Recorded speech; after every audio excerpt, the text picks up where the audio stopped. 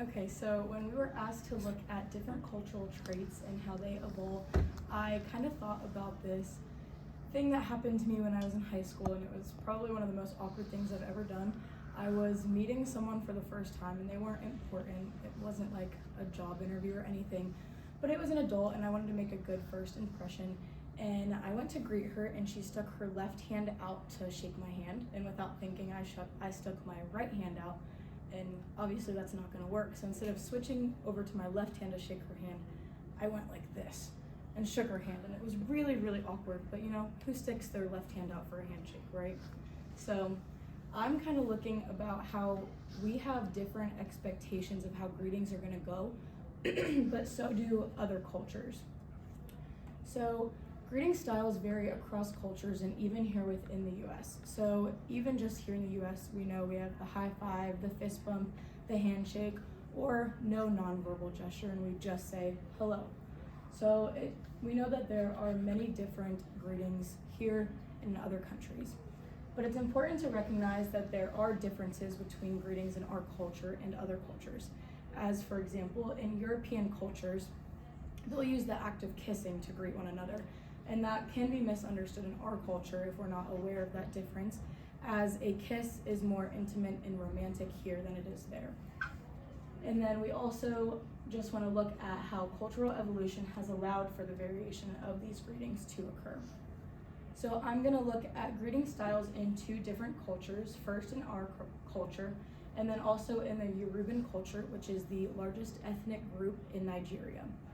So for the American culture, I'm looking at just the handshake, keeping it simple, something we're all familiar with, and how it's important that we know how to do it, and it's also perceived differently here in our culture. Like my grandfather places a lot more importance on somebody's handshake than I probably do, and it's used in a professional setting, and like my grandfather, he would see it as a judge of character, whereas I may not see it as that important, but I still place an importance on it. And it originated in our culture as a symbol of peace, and according to Strawcliffe, it was to show that the two people meeting and greeting each other were not carrying any weapons, so they show their hands by shaking each other's hands to show a symbol of peace. And this dates back to the 9th century BC. And Zuckerman states that it began as only being used to individuals of a higher rank, so a higher social rank, but the Quakers eventually changed and made that use to everybody so that we could unite and not see people as much in social ranks. And then in the Yoruban culture, there's a lot more importance placed on greetings than we may have. So I'm looking at these two different greetings that kind of are the equivalent of what our handshake is. So when you are greeting someone, a female will fall to their knees and the males will prostrate, which is lying face flat, like looking at the ground, which is definitely different than just our handshake.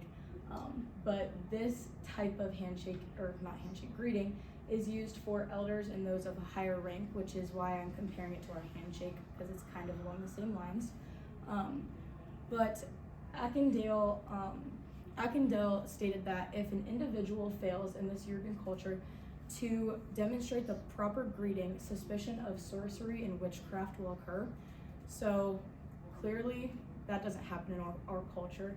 If we greet someone with an inappropriate greeting, not what they're expecting, we may get a dirty look, or they may say don't do that, but they're not going to suspect us of witchcraft. So we see a lot of differences here in the two cultures and greetings.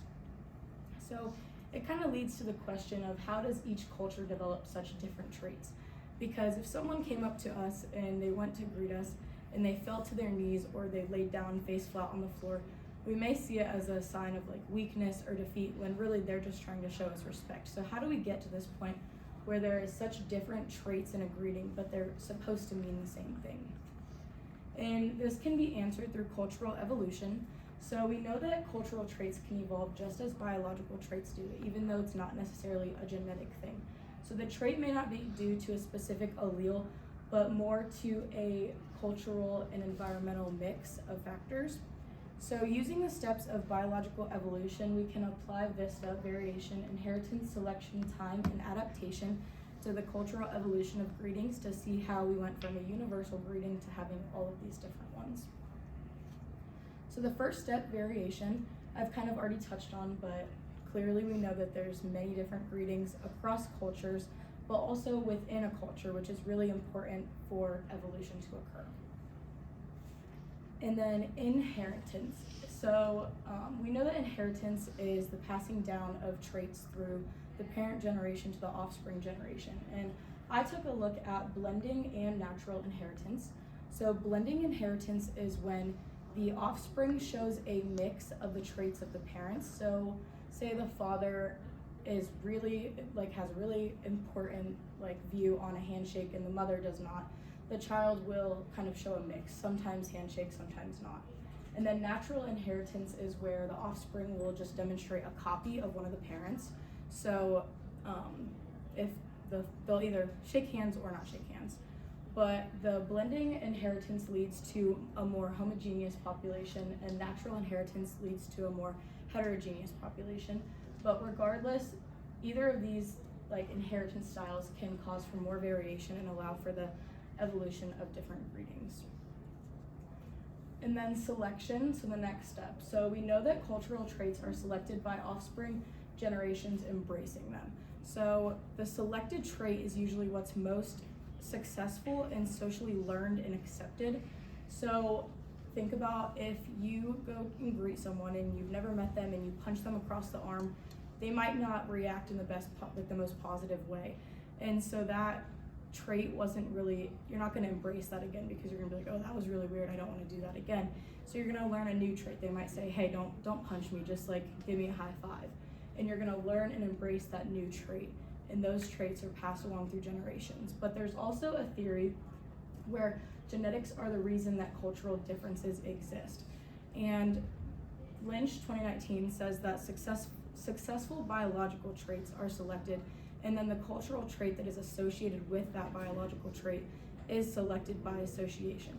So both of these theories exist, but I kind of agree more with the cultural traits selected by offspring generations embrace them. So it's not gonna keep going through generations if we just decide, no, we don't wanna do that anymore. And then the last steps is time and adaptation. So time kind of leads to adaptation because we know that one person is not gonna be able to decide to change a greeting and immediately make it a widespread cultural trait overnight. It's just not gonna happen that way. But time allows for adaptation as we begin with a universal greeting, and now there's all these different greetings across cultures. And Durante 1997 says that these 6 traits are in every single culture greeting. So near boundary occurrence, establishment of a shared perceptual field, adjacency pair format, relative predictability of format and content, implicit establishment of interaction, and identification of the person being greeted as a distinct being worth recognized. So in our handshake, all of these factors are there, but also in the Yoruban culture, the male laying down face first on the ground, all of these factors are still also in that greeting as well. So it kind of shows that these greetings have adapted from a universal greeting, but so they're all different, but they came from the same, so they've adapted to be the way that they are, to be more culture specific. So in conclusion, we just know that there's so many different greetings in our culture and between other cultures as well, but they have changed throughout generations by the steps of evolution, just as biological evolution would.